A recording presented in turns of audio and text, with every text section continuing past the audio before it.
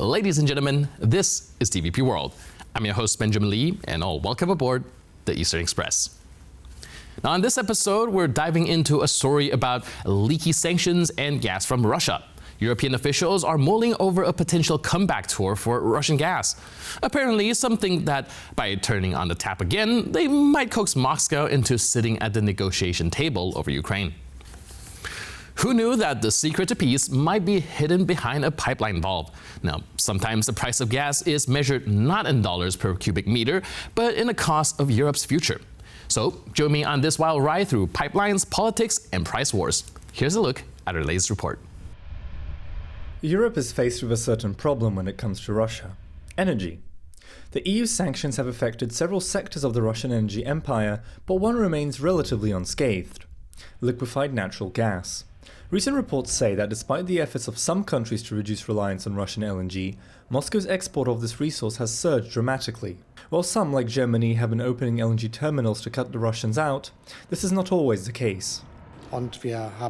Today, we have a 90% share of American gas in LNG and imports to Germany. In this respect, this is an issue that is no longer an issue for the future, at least not for Germany. Europe paid Russia over €7 billion in 2024 for its LNG, making Moscow Europe's second largest source of LNG other than the aforementioned United States. Part of the problem lies with the fact that Russian LNG is simply very cheap. This is not only attractive for countries to fuel their own economies, but also to later resell the gas at a profit. The February EU sanction package was meant to address the issue, but it seems off the agenda for now. There is simply not enough support for a total ban at the moment. There are indeed a number of countries that are too dependent on Russian gas. Despite the dire outlook, some progress is being made.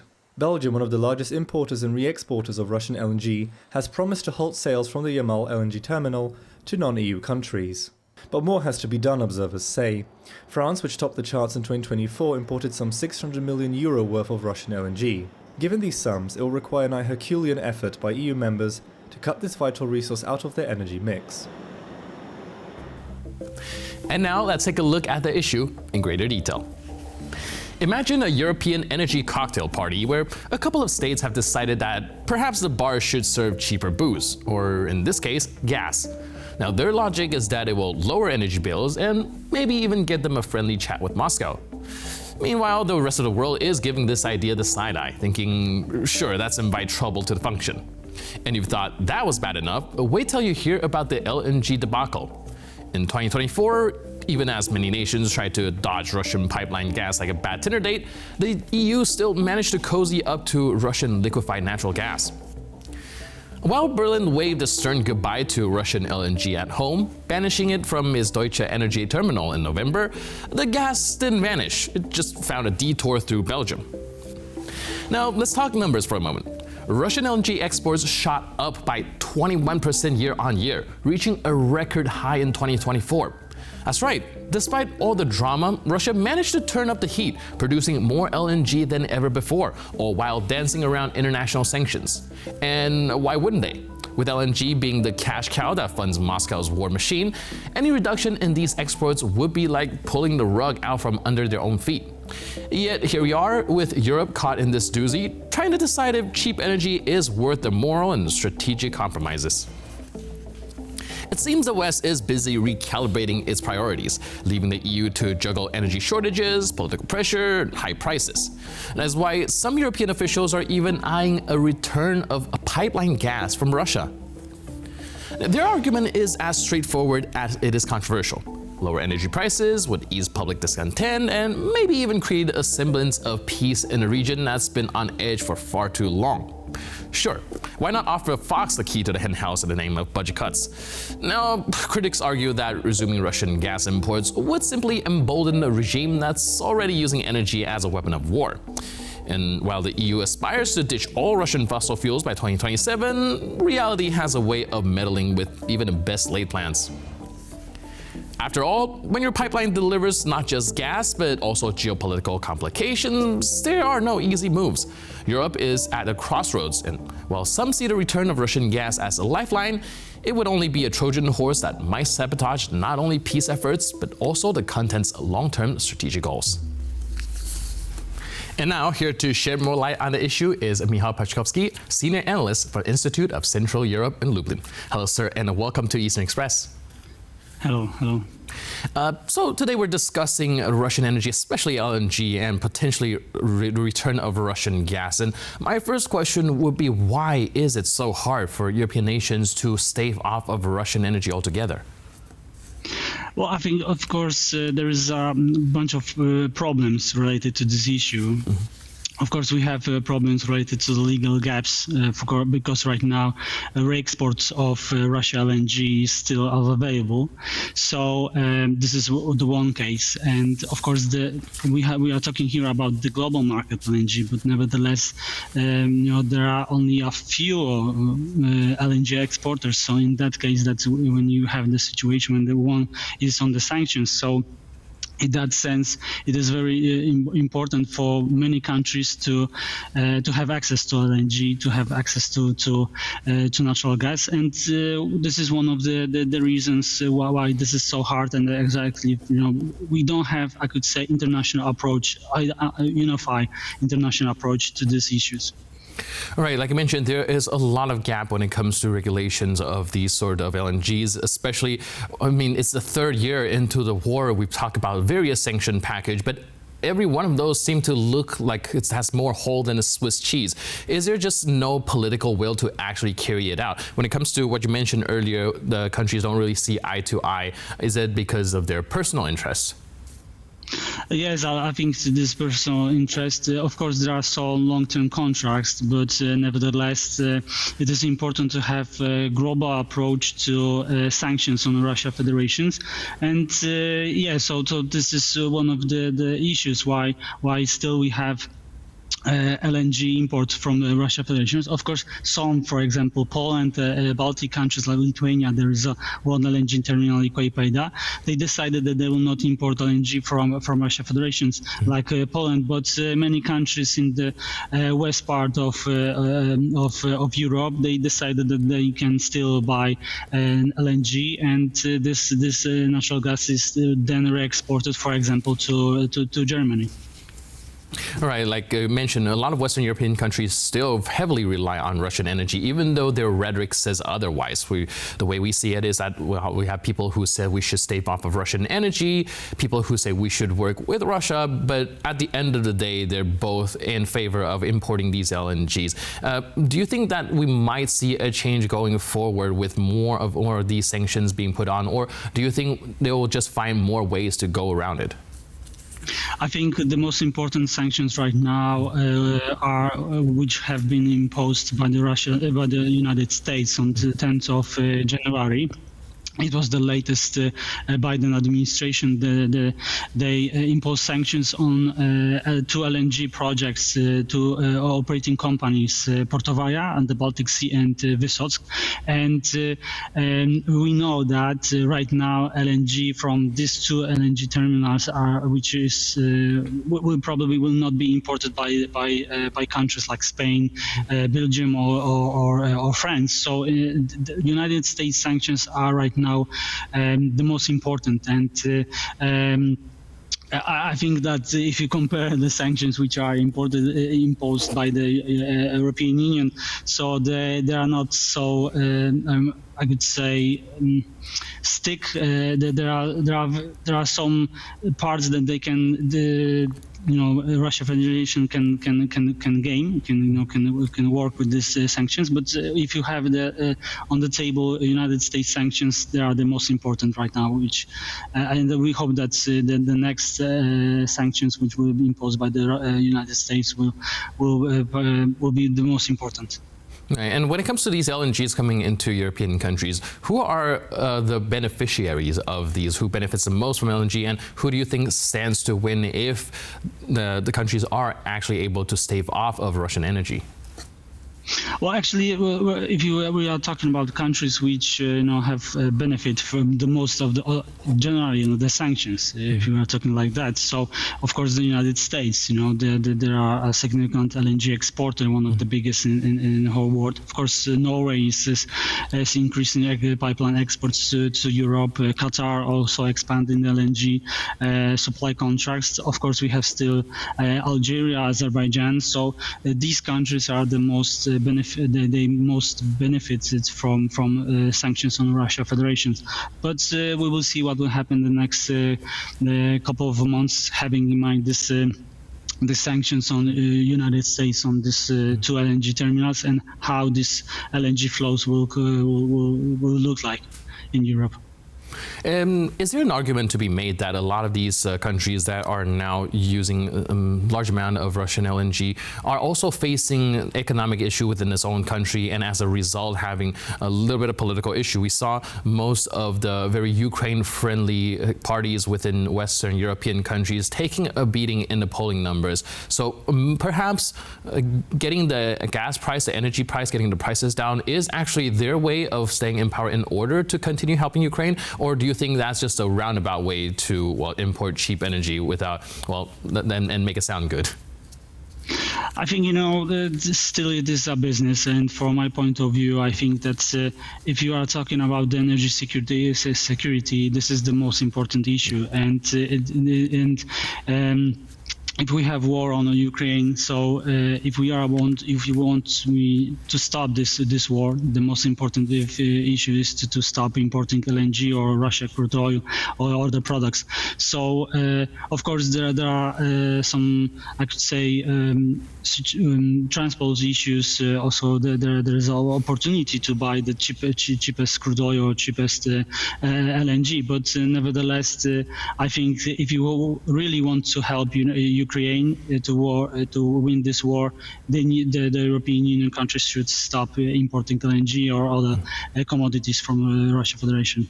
Yeah, and I think we've seen repeatedly once and again that Russia does weaponize energy, utilize it as a cudgel over the other countries. We've seen it being done repeatedly throughout this war.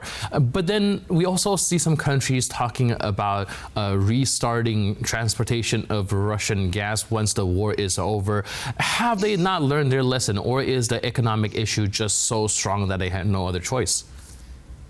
I don't have they have other choices, but I think the business cases is the most important. Of course, from one point of view, we have the government which needs to, organize the whole economy and having in mind cheapest LNG or cheapest commodity imports.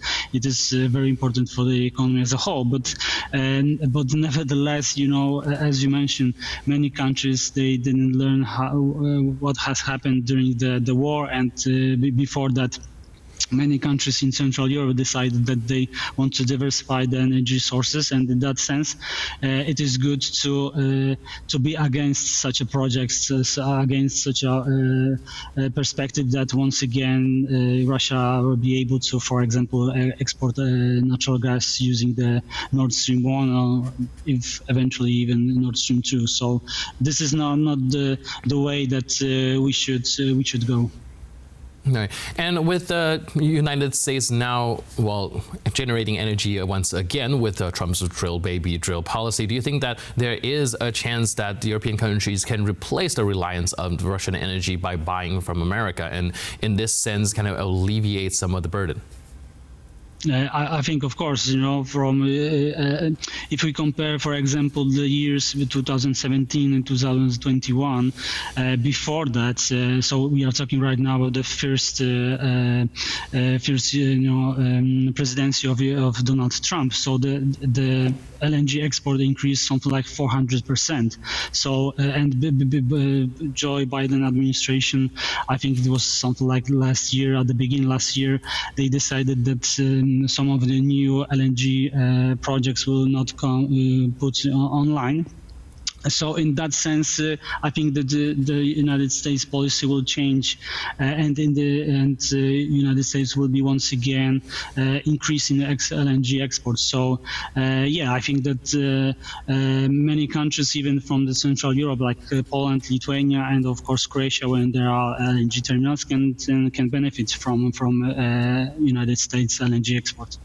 All right, but at the same time, we're also looking at a potential tariff war brewing just around the corner. Do you think that will have an impact on the energy prices going forward, especially the ones that are coming from the United States? I think yes. So I didn't get your question, but. Can you once again, Sure. There's discussions about potentially going into a tariff war with Donald Trump threatening tariff on the European Union, right? Mm-hmm. I don't think so. No, this will affect the exports. Of course, if we have this case with Canada, they decided that they will impose sanctions, but nevertheless, this is a situation that also. United States is importing crude oil from Canada, so I think that the same thing will be in Europe. I don't think that eventually that kind of sanctions will be put. Sanctions or tariffs will be very important in this cooperation. I think the United States wants to Europe to increase their share of the revenues for the budget of NATO and so on. So I think. This is in the next couple of weeks there will be some discussions, but I hope that there will be no any tariffs related to the energy issues. Right, and last but not least, maybe help us round this up. Do you think there is a world where Europe can actually be independent from Russian energy altogether? I think this is a very difficult question because we have, of course, the main important commodities like crude oil, natural gas. Of course, we have some petroleum products and so on. So we can, of course, decide that that Europe will not buy crude oil, LNG, natural gas from pipeline or LNG form. But nevertheless, there are lots of bunch of products which are connected with, for example, natural gas. So it will be very, very difficult, but I think the most important step is to decide that at least these major commodities, the most important, which is very important also for Russia Federation, for the budget, so crude oil, natural gas, and petroleum products should be, we should do that. We should, decide and impose some sanctions, and they should be on the table that we don't want to buy that kind of commodities. Right, so perhaps it is following the saying that, well, if there's a will, there's a way, and we'll have to see whether or not the European countries will indeed have that political will. Thank you so much for breaking it down for us. I really appreciate it, and thanks for being with us. Thank you very much. Cheers. And now we're moving on to the Eastern News Flash, a series of all the other stories from the East that you don't want to miss. Ukrainian President Volodymyr Zelensky says that Ukraine will address the liberation of the Zaporizhzhia nuclear power plant in its first talks with Russia. Reports suggest that Russian forces stationed there have not been maintaining the site properly. The Ukrainian head of state told the head of the International Atomic Energy Agency, Rafael Grossi, that ever since the Russians took over the plant in the early days of the war, it has not seen necessary repairs and inspections. He also believes that the employees hired by the Russians to work at the power plant are not professional enough to properly maintain the station. Zelensky has also accused Russia of using the power plant as a military base and a tool to blackmail both Ukraine and its Western partners. So far, negotiations with the Russian side have failed to allow Ukrainian specialists to take over the site and properly operate it, despite widespread warnings about the global security risks that the plant's poor maintenance poses. Rafael Grossi has visited the plant 5 times and hopes to do so again soon to continue technical work at the site. A recent poll for German broadcaster ZDF shows growing support among Germans for military aid to Ukraine. 67% now back sending assistance to Kyiv. Support for military aid for Ukraine is prevalent in all regions across Germany. 27% of respondents have advocated for increasing military aid, while 40% say they prefer to maintain the current levels of support in this regard. 27% of Germans say that they would be in favor of reducing weapon supplies. There is a difference when it comes to the western and eastern parts of Germany. In the west, the level of support goes up to 70%, while in the east it is at 53%. Still above half, but not by such a huge margin. This mood comes at a crucial time ahead of the country's snap parliamentary elections, which are expected to lead to a government shake-up. Germany is one of Ukraine's most vital partners, especially when it comes to arms deliveries. Reports indicate that a company allegedly linked to the son of former Ukrainian President Viktor Yanukovych is exporting coal from a Russian-occupied area of eastern Ukraine. The coal is reportedly being sold to Turkey and several other countries. The exiled Russian news outlet iStories says it carried out an investigation into coal being sold from Russian-occupied parts of Ukraine. Yanukovych's son, Alexander, had overseen large energy and property development projects before his father's ousting in 2014. Now, iStories reports, the son is associated with a Russian company called Energoresurs. This company exported hundreds of thousands of metric tons of coal in 2023 and 2024 to Turkey. According to the report, its owner is very likely a front for Alexander Yanukovych, as he was employed by several companies linked to the former Ukrainian president's son. The news outlet says that the coal is falsely registered as coming from Russia's Rostov region. In reality, 5 coal suppliers based on occupied Ukrainian territories are connected to the scheme. In the past, prior to 2022, Bulgaria, Estonia, the Czech Republic and Romania purchased coal from the company, but EU sanctions have stopped the purchase of Russian coal. Russia is reportedly facilitating the resettlement of Russians in Mariupol as reconstruction efforts continue. The city was nearly destroyed during Russia's brutal siege in 2022. This resettlement strategy is reportedly aimed at replacing the population in the occupied parts of Ukraine. This is a tactic that the Russians have been employing for centuries and was particularly favored by the Soviet Union. The current Times says that Russian authorities are changing Mariupol's urban landscape to be more aligned with Russian settlers, while the local Ukrainian population will be marginalized. This mainly shows itself through so-called housing manipulation. Since the capture of Mariupol in 2022, the Russians have reportedly destroyed over 450 residential buildings while constructing only around 50 new ones. The new properties are not meant to house displaced Ukrainians, but instead be attractive destinations for Russian settlers. This is only one part of a multifaceted approach by Moscow to transform the city's demographic. And that's all for this episode of Eastern Express. But for more news, update, and commentary, please stay tuned to TVP World.